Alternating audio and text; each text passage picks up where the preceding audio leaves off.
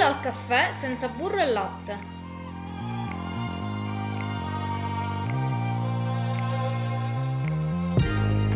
Rompo le 3 uova a temperatura ambiente all'interno del frullatore. Aggiungo lo zucchero e frullo per 15 minuti fino a che non saranno raddoppiate di volume e diventate gonfie e spumose, con le lame in movimento verso filo l'acqua e l'olio. Il caffè freddo per evitare che le uova impazziscano. Infine aggiungo in più riprese la farina, il cacao ed il lievito setacciati.